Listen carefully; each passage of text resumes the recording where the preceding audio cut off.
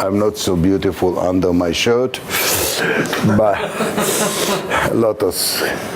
but I survived. I was a battalion commander with the paratroops during the Yom Kippur War. I was a battalion commander of the battalion who hold all our strong position along the southern part of the Golan Heights, where the main Syrian attack took place. And after a few hours, I was alone there with my troops, even not one tank left, facing a whole Syrian division. Later on, I moved to Sinai and over the Suez Canal. From the Syrian front to the Egyptian front, and I was the only paratroop battalion of our most famous armor brigade, our armor division, and I led every brigade in order to overcome the anti-tank Sager missiles and all other, because this was a main threat for our tanks. So I was walking with my troops, clearing the area so the tanks with their armor will be able to move forward. That's how I tease all the armor, my good armor friends, but that was a fact. And I finished 101 kilometers from Cairo. I went along 120 kilometers. The armor brigades changed, and I was the only one who led them. Then I was a brigade commander during the First Lebanese War, and this is the only one officer in the IDF who was a company commander, a battalion commander, and brigade commander during the war. Means that I'm not smart enough to sneak aside when the war is coming. But what can I do? Besides that, I think that I have about 200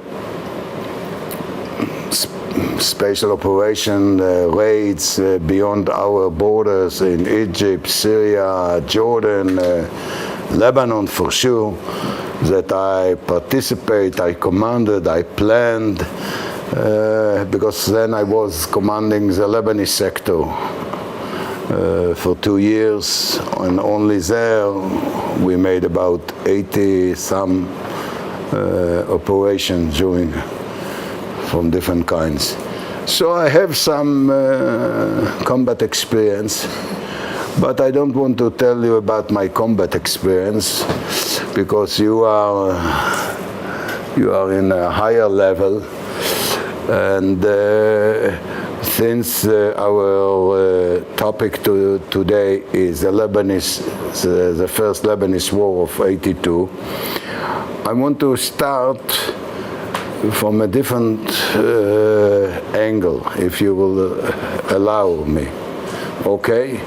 I want to explain, not to explain, but to present my perception of the duty of a high officer or a commander in the level of brigade for sure. I started when I was battalion commander, but for sure when you have to, in wartime, I don't speak just in wartime and toward wartime, and while planning our operative plans, you must be very involved. in order to see that your unit will be mobilized and used and operate in the most effective way.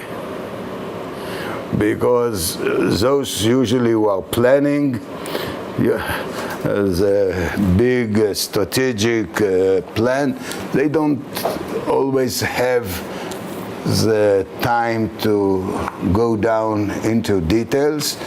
And another thing, not all of them are expert in the field or in the branch or in the professional side that you are, which are typical to your unit, or which are the features of your unit, and it's your duty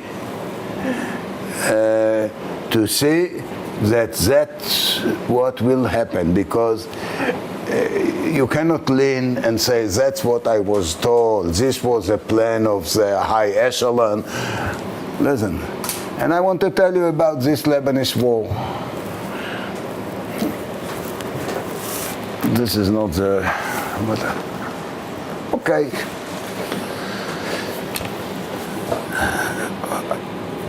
Something that which is very, it's not typical to war, happened in 81, 82. And this was a fact that we knew that sooner or later we will have to go into Lebanon to clear all the, to get rid of the unbearable threat of the PLO and the Syrians in southern Lebanon. In July 81, I was commanding a special raid deep into Lebanon, about 45 kilometers, or in a raid on one of the bases of the PLO, or another branch of the Palestinian more extreme terrorist group. Doesn't matter. The fact was that the moment we landed we came in with helicopters, they couldn't see us because we sneaked in with the helicopters, but they heard, the moment they heard it, the moment we landed, fire from every hill, from every village, from every building, red bullets flying all over. Okay, we didn't pay attention, and we sneak in the wadis to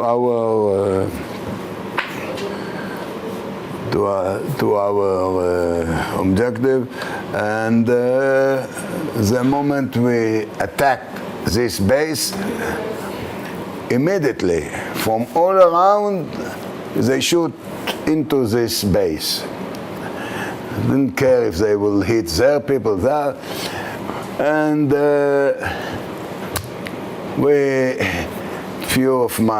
I had one of my operational officer was killed, and my signal officer, and all the guys around me, and we had to evacuate about 8 severely wounded soldiers, and to land the helicopter. Doesn't matter the details. We came back. We succeeded to land the C-53. What is it? The big helicopter, the American helicopter. And while flying, we got about 18 bullets into the helicopter, but he succeeded to reach our border and immediately land. And on the first meeting the chief of staff and the Northern Commander waited for us when we landed, and in the first report telling what happened, I said, listen, I think that the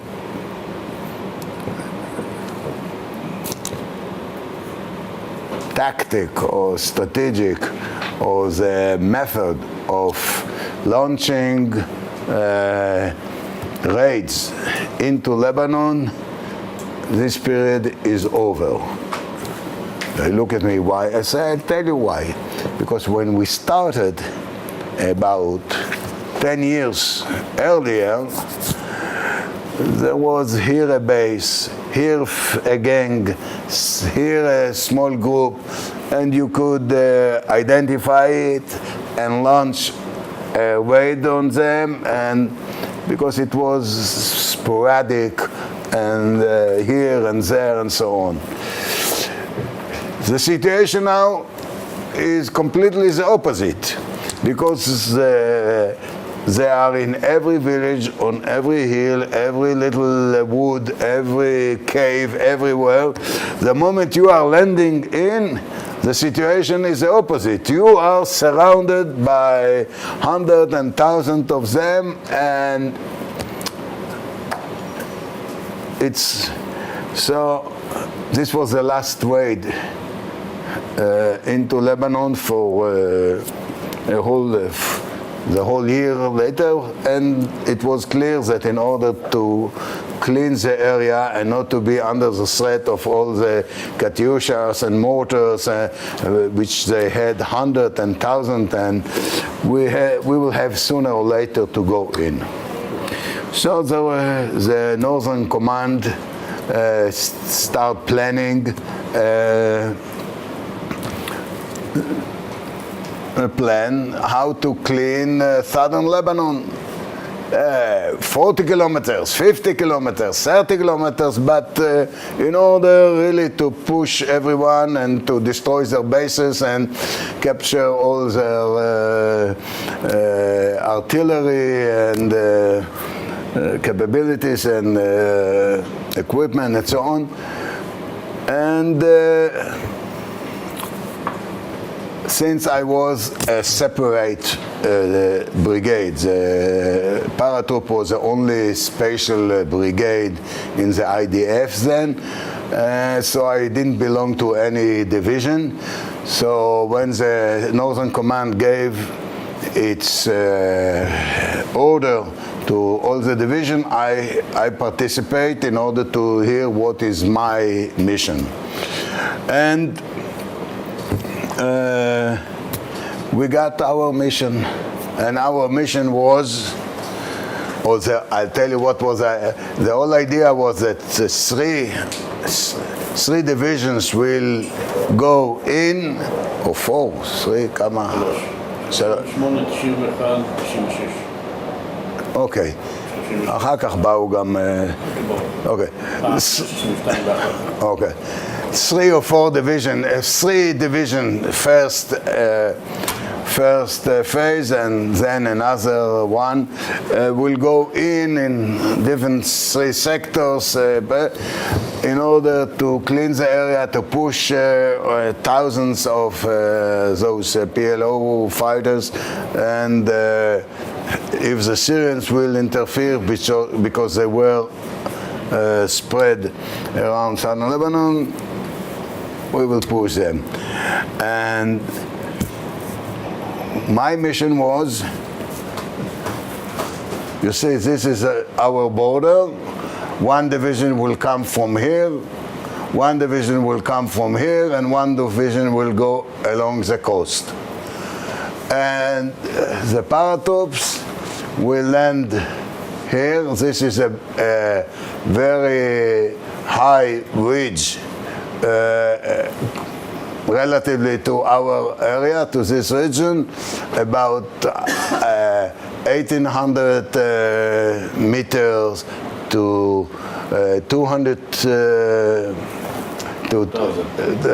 2,000 meters, and they sent me very sharp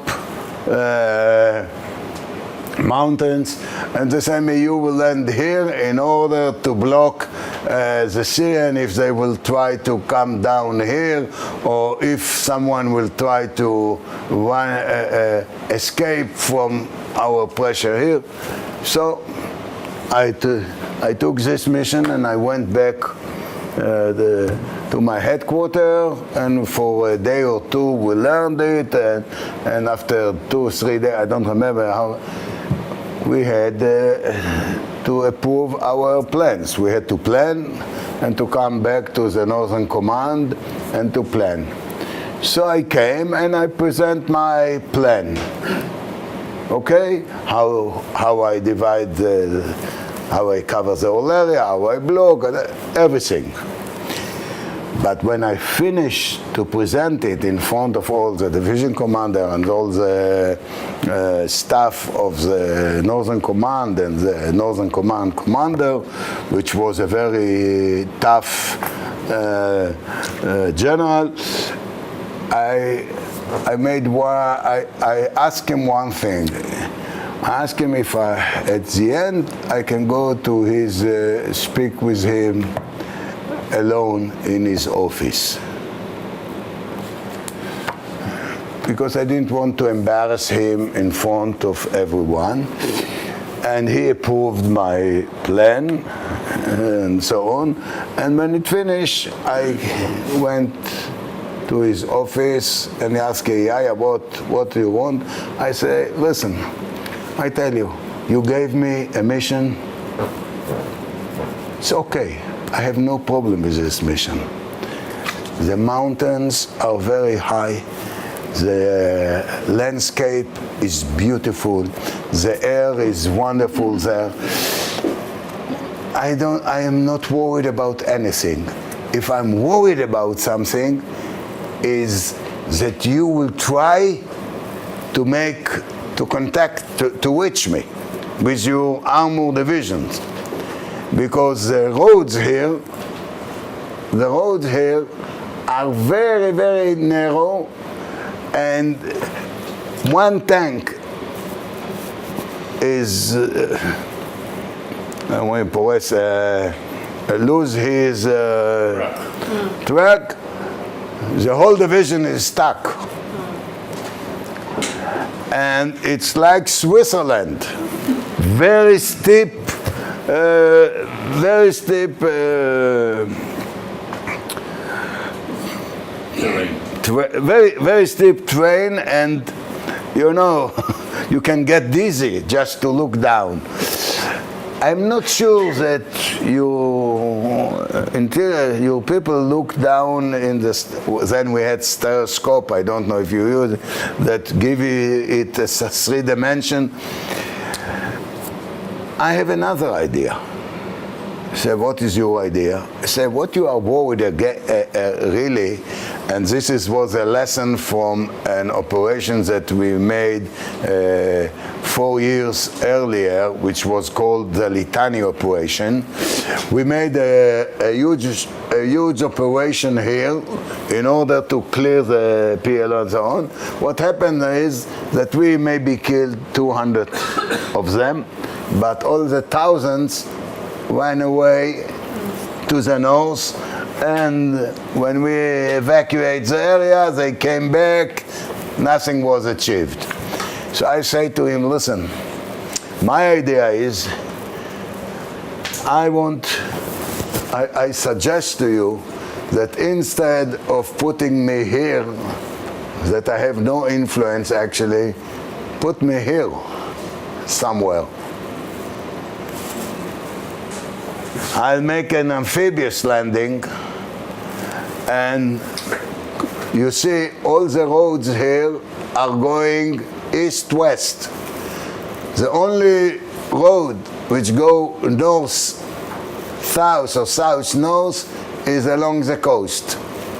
There is here some, but this is the main road. The moment I'll block this road here, no one can run away and escape from the south, and the Syrian division sitting here cannot come down.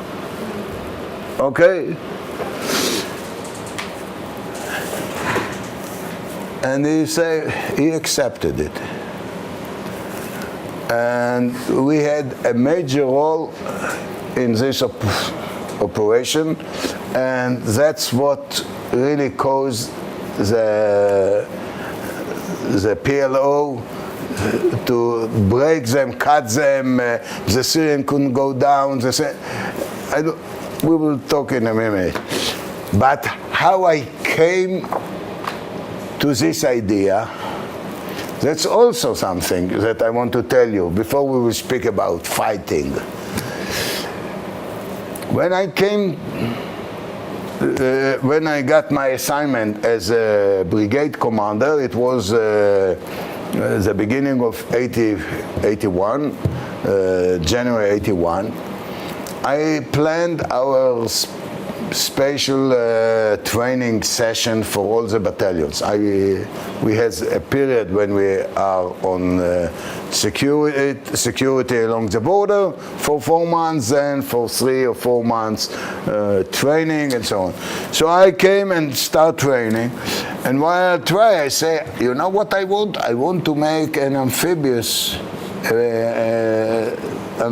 landing for each battalion, an exercise. My operational officer say, Yaya, you don't know, but the Navy is taking all, איך אומרים לחתות? Landing craft. Landing, מה? Landing craft. Landing craft.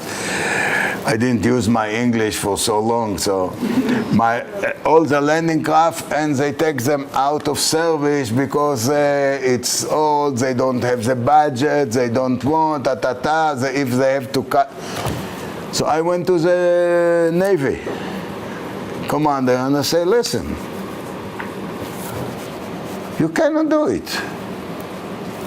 My job is to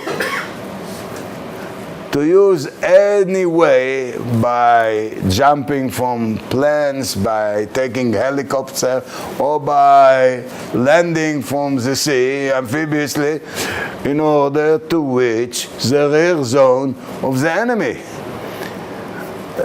It's like the Air Force will say, we don't want those paratroops, we don't want those big C-130 or what is it. We don't need it. We don't have to take care of. I said, no way. You must keep this capability and this equipment. It's not so many. It was 3 or so. And I went to the chief of staff, and I say to him, listen, you cut one wing. So the decision was to keep this capability, and we trained ourselves during this period, and every battalion made amphibious exercise and so on. So when 6-8 months later, I could come to the Northern Command and say, listen, I have a better idea how to use such a brigade, because when you land with helicopters, you land with your rifle. When you made an amphibious, you can take few tanks, 1 or 2 artillery guns, some of the engineering equipment. You can feel much more, much stronger, and have firepower more effective and more intense, and so on. So that's how the idea came about, and it started long before anyone thought about war. But if you have, as a commander of a unit, a special unit, or professional unit, or a special sector within a different branch, you have to see that you will keep all your operational and combat capabilities, because you cannot tell when you will need what. And you don't want to close any door. The more doors are open to you, the more options you have when you have to plan an operational combat plan or whatever. I want to open break. You have a much tougher job today concerning what I just said, that what we experienced 40 or 50 years ago or 30 years ago. Why? Because we still had to confront the enemy military, which was educated and trained by the British, by the American, by the Soviet Union, but we spoke and thought in similar terms, okay? Today, what you are facing, you won't enjoy this wonderful opportunity to see a battle between armies, corps, divisions, 1,000 tanks facing 300 or 400, all the exercise in Europe where Russian or the Warsaw Pact attacking West Germany, and 3 American and British divisions try to put. It's over. It's over. They didn't change it in the military school, but it's over. I said it 20 years ago. But today, what you are facing, or the challenge that you have to face, is something which is not constructed. It's different organization with different tactics. It's not. I'll say it's even not like the American fighting in Vietnam against the guerrilla of the Viet Cong, which was a well-organized guerrilla or semi-military organization. Today, you can never tell. So, since you cannot say, I have a military which is not, the military is still keeping more or less, hopefully less than more, the traditional structure, but within this structure you must be very flexible, very open-minded, very out-of-the-box thinkers in order to face those challenges. But I wanted to show you that it was true even 32 years. I don't tell you about the Yom Kippur War, but even in the Yom Kippur War, you had to find the way in order to overcome. So this is how it was planned and how we reached the and we did the amphibious operation, and I landed with my division, my brigade. Actually, with some tanks, and first wave, then the second wave, and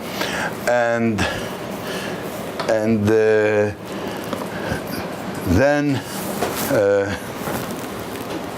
Okay, here I'm landing north of Saida It's about 70 kilometers north of our border. I won't go into the discussion when our divisions will reach me. They said, one division commander says that in 24 hours, the other say 36 hours, and I say to Amos, he was a division commander, actually he had only me under him, but he was the cover. It was good for me because I hadn't to deal all the time with Northern Command. I could look down to my battalions and companies and see that. So when there was this discussion in the Northern Command, at the approval of the I wrote him a note, don't worry, they won't reach us, not in 48 hours. And when I stood up and I say, I don't go, I'll be very happy. The sooner the better that you will reach me. But to my troops, to my commanders, I gave the order to be ready and prepare that 72 hours. No one will reach us, and we will have to spread and to stand all the pressure and everything and lack of whatever. I don't want to hear any yelling and so on. It took 56 hours. I was wrong. But it's better than to say that it will be 36 hours or 40, and you prepare yourself for that, and then every hour everyone thinks that something is going completely wrong, and people are getting nervous and under pressure, and so that's a little lesson. Now I planned landing here, and we moved immediately forward, and that's it. We landed here, we took part, and we allowed the second, and you know, we spread our troops so no one will be able to shoot or will have a direct eye connection to the landing zone, and then we start moving north, mainly in order to not to close myself and to allow them to put some wing around me. So I immediately move, and I think that here I finished. This is about 15 kilometers. And here, when you control such an area, you are in better shape. I couldn't spread much more because I didn't have, but then the second wave and another battalion landed, a few more tanks, and I made the other jump up to here. And we finished here, and when we control all this area, we are waiting for our armor division to reach us.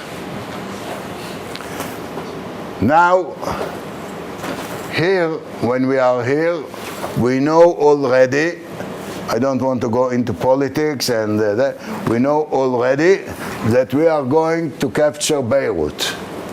Here, this is Beirut, you see, and I reach all the way up to here. And when we are here, we know that we are going up north. I'm here, and I can, it's about 12 kilometers this is the suburb of Beirut. This is the airport of Beirut. You see, those are the strip of the air base, not air base, the airport. You see? Okay. I knew that I was sure that the plan will be to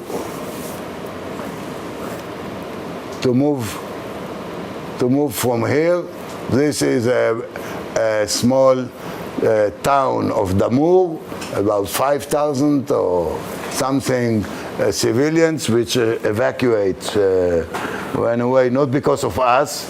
Before it was a Christian town. 5,000 men were killed, shot down, and they ran away to the north of Beirut because this is the Palestinians, the Muslims, the Christians, the Druze. I don't want to.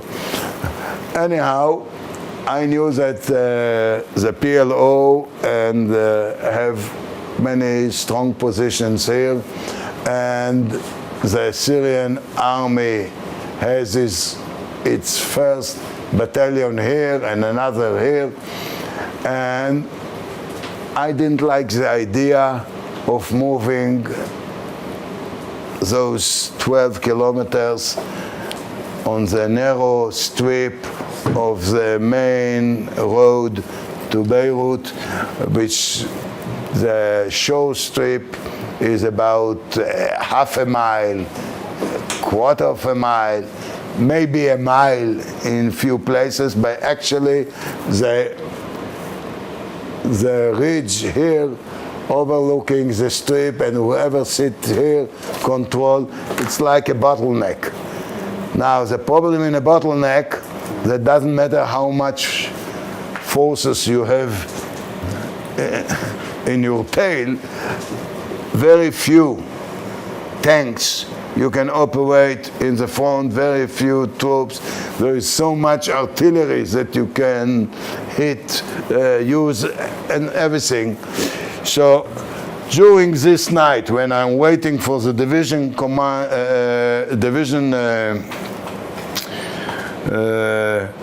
the armor division to reach me and to join me, I was taking the map, and for 3-4 hours I was sitting trying to find a way to avoid going into this narrow bottleneck in order to use my capabilities as infantry, special infantry, very good paratroop brigade, and this is not a place that I can bring to all my advantages. On the contrary. So I was sitting like by myself with a map, trying to learn everything, and then I found out that there is a small road going, very narrow one, but climbing here, and with it I can reach Beirut, East Beirut, going around, and so on. This was my plan. Here you can see it more. This is Damour. This is a suburb. This is Beirut airport, and I didn't plan all this, but I just found out, and I understood that maybe I can reach here, because it's very along the sea road, along the shore road, very easy to block the division. So the next 3 in the morning, I finish planning it in my head.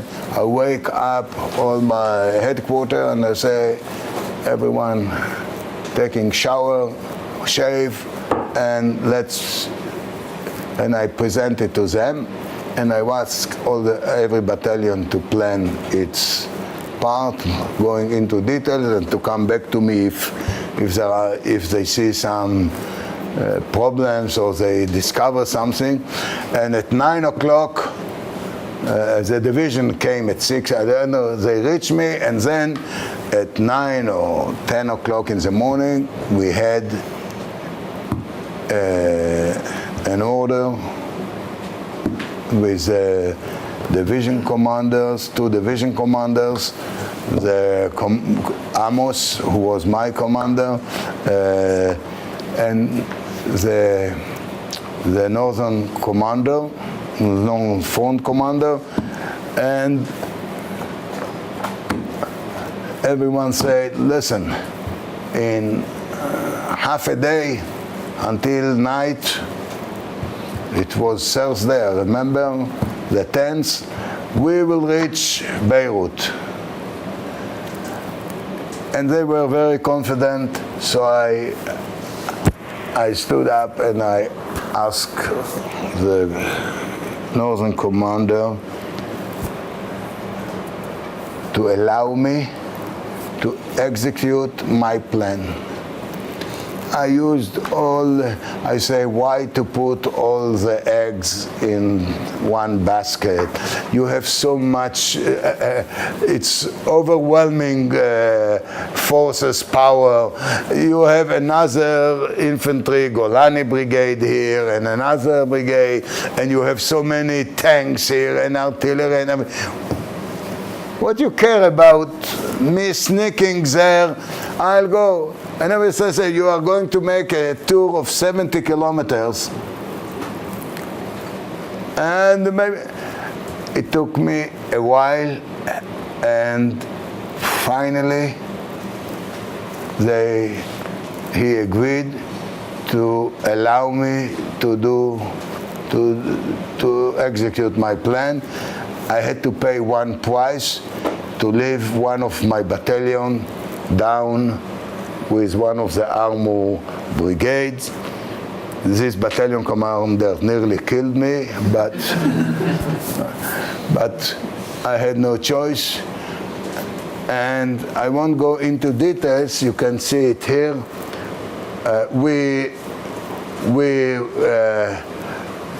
It's divided to the days. We climbed up. We fought against this commando battalion. We met here another Syrian commando battalion. We met here the third one. But the fact is that I was the first to reach Beirut after 3 days. Okay, Sunday morning, I don't remember when was it, noontime, I reached Beirut, made the connection with Christians, the Phalanx in East Beirut. What happened along the seashore? Exactly what I expected.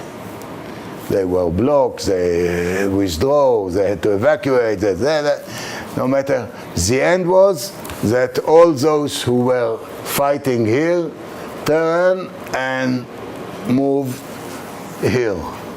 And only, I don't remember when, 2-3 weeks later, when we controlled the whole, they opened this. So, this was my presentation. Now, I was asked to answer your questions. I'll try. So, earlier we talked, my name is Mike Stewart. Mike Stewart is my name. Stewart? Earlier we talked a bit, and Amos told us we need to develop leaders that can take risks, which you obviously were able to convince both him and the chain of command above to allow you that risk. Do you think today the IDF has the leadership to allow such an operation? If it were to come up today, or Yes. yeah,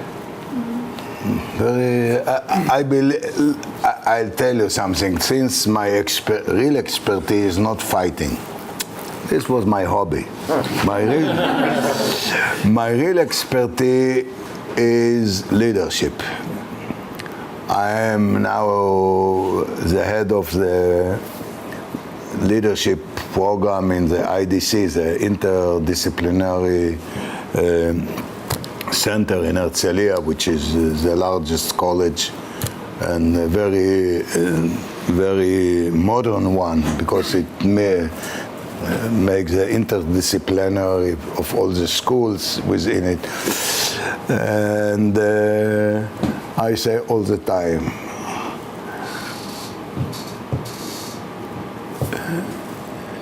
if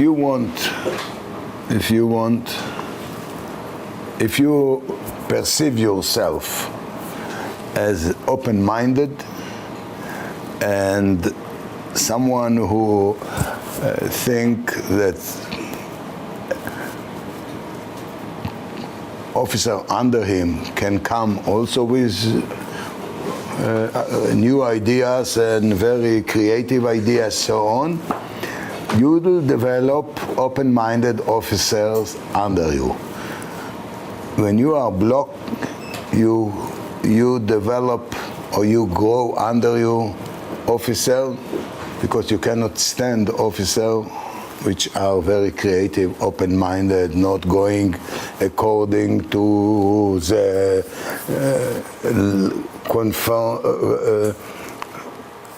to the line, to the scheme. I say today it's needed much more than before. Absolutely. I remember I was a student in Leavenworth 40 years ago, nearly 40 years, 76, 77. And I remember, no matter what was the problem, the first thing that they did, boundaries. It doesn't matter if it's a division problem, army or corps or the battalion, 3 companies. That was a decision, the best. And they said, well, I couldn't understand. I said, listen, if I have a problem, I look how I can reach the target, how can I flank it. That's 3, doesn't matter, it's in Vietnam, it's in the Middle East, it's in Germany, wherever, tak, that, I said, what does it give you? What does it give you when you,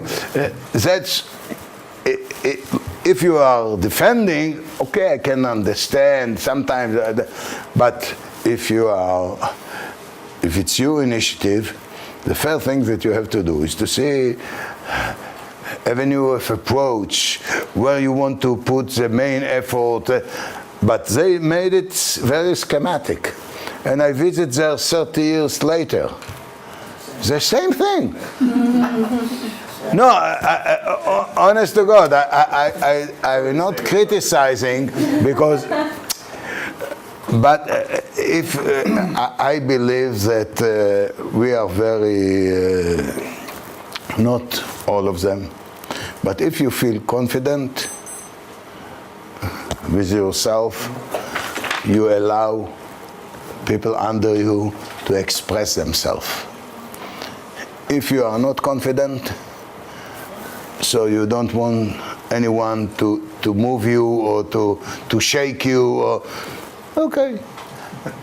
No, it's very important that you will put yourself, you put it willingly, under criticism.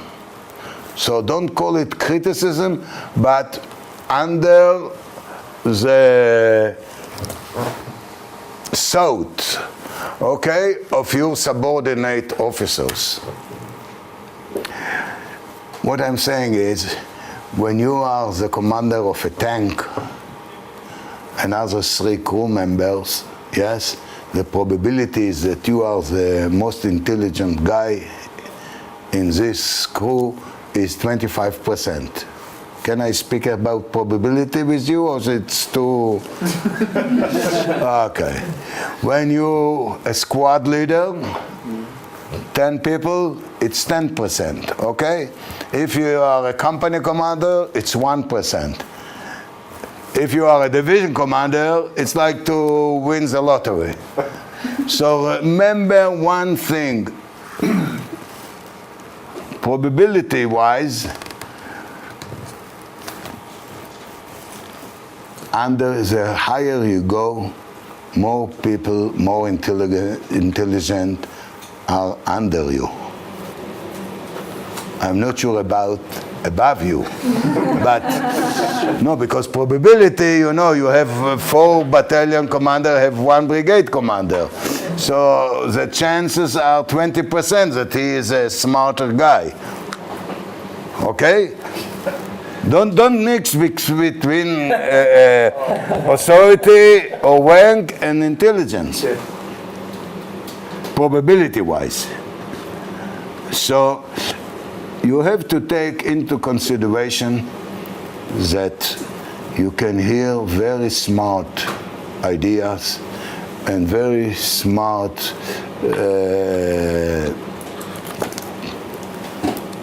criticism from people under you if you encourage it.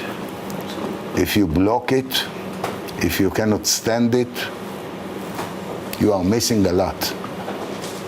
And the big thing about Amos and me, that we came from the same brigade, same background.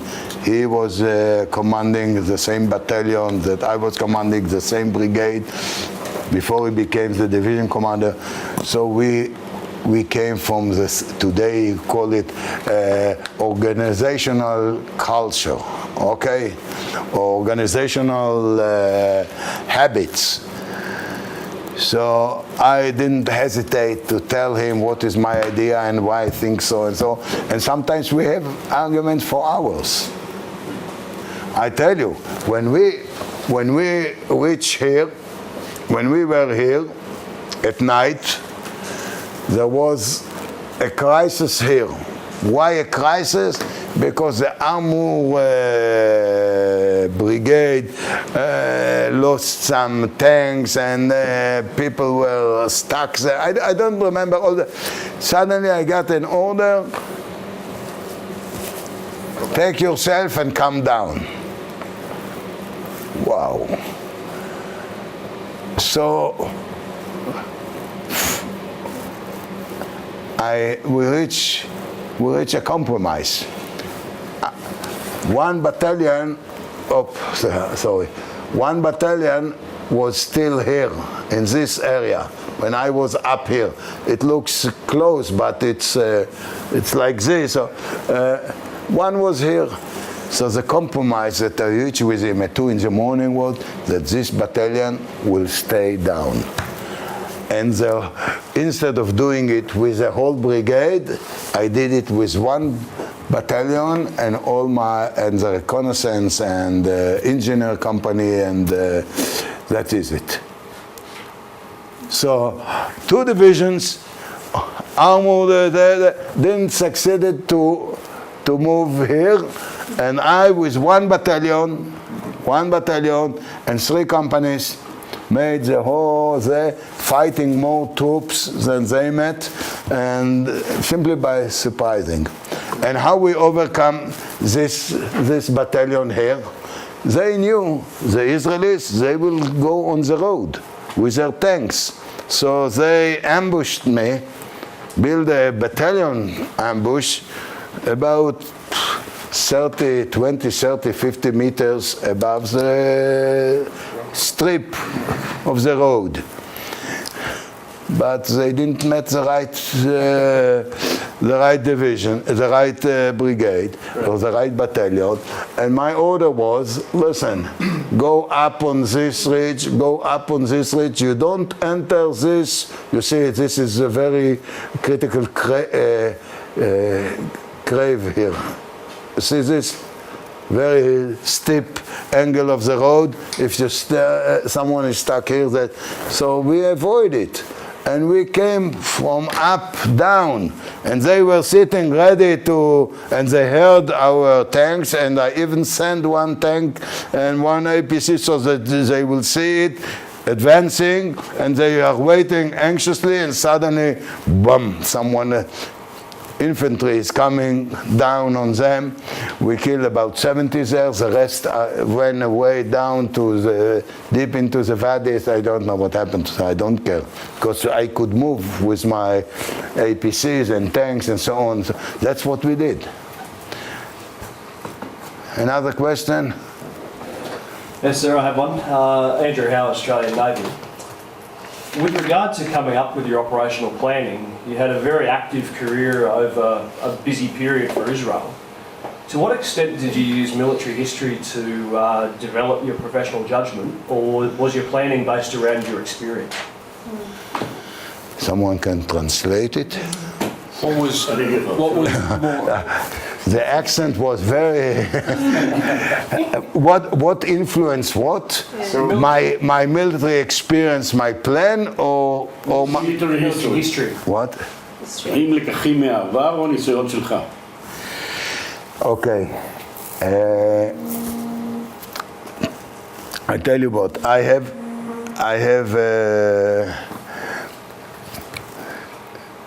no doubt that your personal experience, if you have a personal experience from previous wars or fightings or battles or whatever, it's the most dominant thing that influence your decision.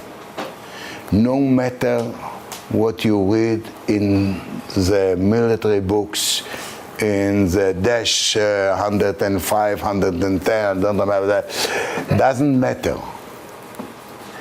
And I wrote a book after I thought that after I finished this assignment as a brigade, I came to the chief of staff and I said, listen, I am 38. Next year I can retire. I'll stay with the brigade for another year, and because I thought that this is the last thing that but they didn't allow me, but never mind. No. But then I decided to write a book about this war. The main reason that I decided to write the book is because there was a big criticism about the whole war operation from political reasons, and in Israel everything is mixed. So I didn't want my troops which fought a wonderful war.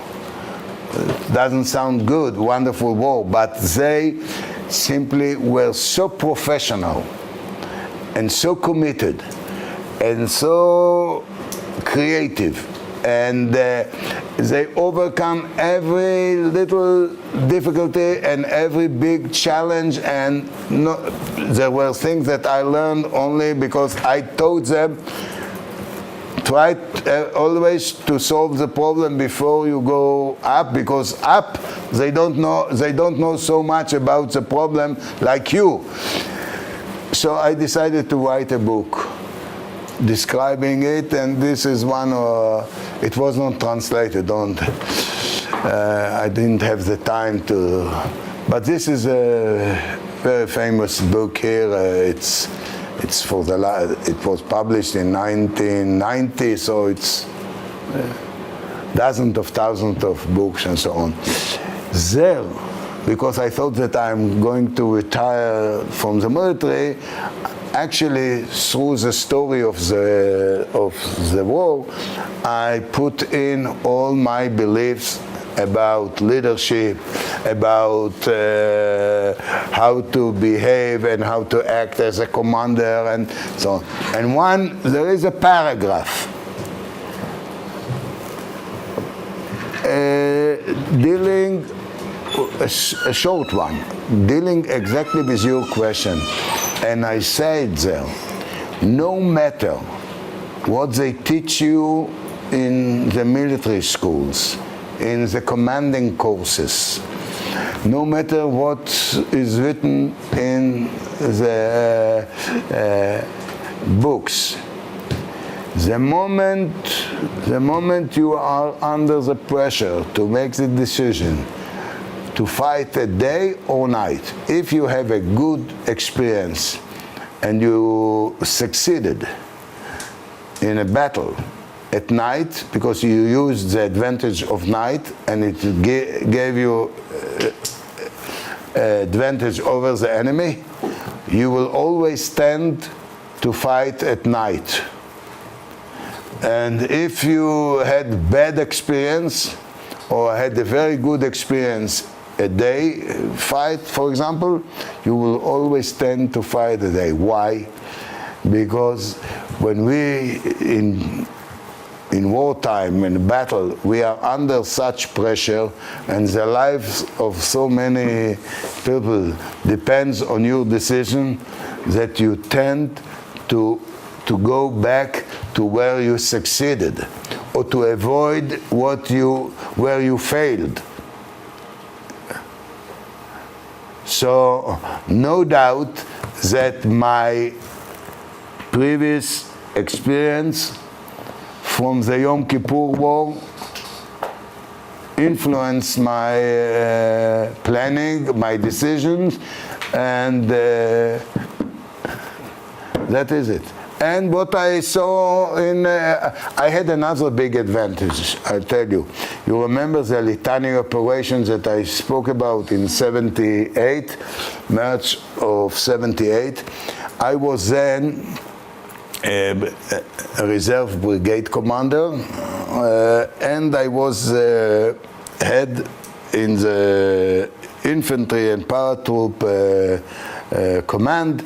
I was the head of doctrine. So I was the one who investigated the Litani operation. So I learned and I published all the lessons about how to fight in Lebanon, in a built-up area, in a very steep terrain, in a very very narrow roads and so on. So I try to teach it or to pass it to my commanders, the commander under me, and during the training and preparation for this operation, we use those lessons, and it proved itself. They are hungry. They want to go eating. Wow. One other question. So, in the U.S. military, there is a chasm between special operations and the conventional force, and maybe some, maybe not true, but I think the special operations think that they think more like what you're advocating, that they think outside of the box. They try to find solutions whereas the Fort Leavenworth solution is 3 divisions all the time. Do you have that same chasm in the Israeli, between the IDF and special operations, or? Let's say so. 40, 30, 50, 40, after the 6-day war, those bastards, the armor guys, they were so overwhelming enthusiasm about how the armor division went down into Sinai and in 4 days destroyed, that you don't need infantry, you don't need it. We will do everything. And we thought, listen, so the Yom Kippur came, and I told you what happened when the Bren, which was the head of the armor corps, yelled to in his radio, I don't want tanks. I want Reds. Red was the Red Berets, the paratroops, because he had 1 battalion, and I was running. They changed, and I was going. It's not easy. 120 kilometers. Fighting and fighting all the time and clearing the area. So this was a big, but I think that we learned that you have to make a mix, and and one of the big things that I did during this operation and the preparation is to train my troops to work with the tanks, with artillery. We didn't have a lot of artillery because we were out of range, but we took 2 guns. But we knew how to use it in direct fire also. We knew how to use, we took anti-air guns, APCs, not because we thought that our Air Force will allow the Syrian planes to attack us, but in order to use it for ground targets, because it's very effective, or the engineering, and so on, and the mix. I said my slogan is, war is not sport. You don't have to be fair.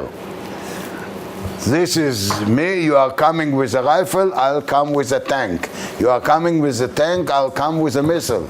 You come with a missile, I'll go back with artillery. I don't want to be fair. In every place, I want an overwhelming advantage over you.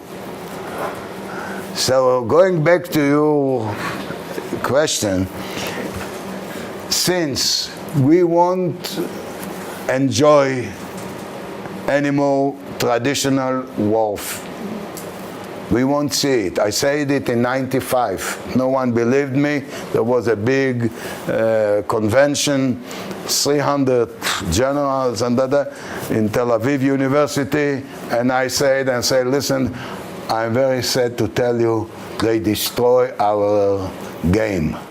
We won't see any more armor, vest armor, Navy, vest Navy, Air Force, vest. We won't see it. I don't know, but for the next, the convention was how the IDF will look in 2020, 25 years ahead. And I say, I want to tell you, the whole audience, many of them were my commanders. I say, we are not relevant anymore. All those who were educated on Rommel, on Montgomery, on Patton, listen, it's over. The Yom Kippur War was the last. We won't see it. And I say, everyone say, I say, but don't worry. You will have your jobs. Because all the advisors to the president and to the prime minister all around the world are generals who were educated in the traditional way. So they won't come to the president and say, don't ask me, ask a company commander who just came back from Iraq. He knows better than whatever I'm talking about. So we will continue to develop the F-35, but some busters will run the flight into the Trade Center. And in '96, I was a defense attaché in Washington, and Ehud Barak, who was a defense minister, came to visit, and we say to them, that's what will happen. We didn't speak about the Trade Center, we speak the Empire State Building. That's what he said. But to say, all the advisors say, listen, tanks, F-35, F-42, all the industry, all the, hey, let's go. Today, in Israel, there is no Syrian military, no Iraqi. The Egyptian army, leave them alone. Why we need the same military that we built 40 years ago, 30? So we change it. We change a lot. but it takes time. So, what I said, your challenge is much more difficult to face than what we had. You have to fight ICCC, ITC, Boko Haram, they are crazy people, and you must be crazy. Crazy in the military doesn't go together. But this is exactly what you thought. You cannot build the echelons. You cannot build those things. No way. They destroyed our game. I remember I gave them there. It's like, try to imagine that tomorrow morning some doctor will come, or some institute, research institute, medical research institute will come say, listen, we found a pill that when you take it, it solves all your heart and insulin and cancer. You need to take it once a month, and that is it. No, solve everything. What the doctors will say, what the hospital will say. No, you cannot be there. We have to try it there. It's very dangerous. That's what I heard for 20 years now. No, it's very. Finally, we got rid of a few thousand tanks, but it took a long, much longer than it. We could save billions and billions. So. Try to imagine. Take this, leave the military. One day someone will come, that's what you need to take once a month or once a year. Wow. Huh? Close all the hospitals, close everything, close all the doctors. What the Jewish mother will ask for their son to be.